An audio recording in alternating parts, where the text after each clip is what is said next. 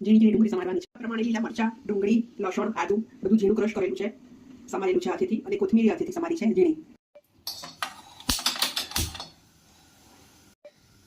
બે પરી તેલ નાખું છું. આપણે જીરું ને રાઈ નાખીએ છીએ, કટિંગ કરીને મૂકી છે ઝીણી, એ તેલમાં સાંતળવાની છે.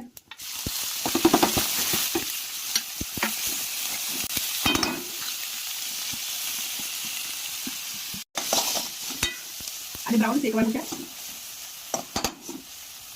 થોડું મીઠું નાખીશું.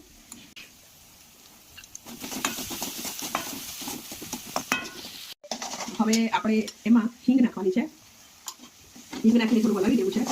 અને પછી એમાં હળદર, લાલ મરચું, ગરમ મસાલો. હવે માટે ગાયછાપ બેસન લીધેલું છે, જેને 2 વ્યક્તિ માટે આપણે નાખવાનું છે. 2 વ્યક્તિ બનાવવાનું છે.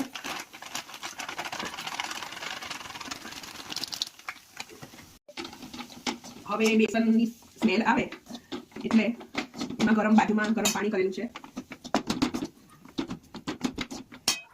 એટલે બેસનમાં નાખવાનું છે.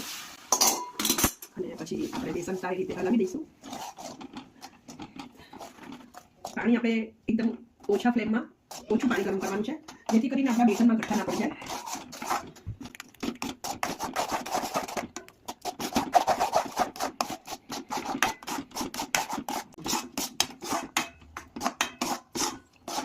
હવે આપણું બેસન રેડી થઈ ગયું છે.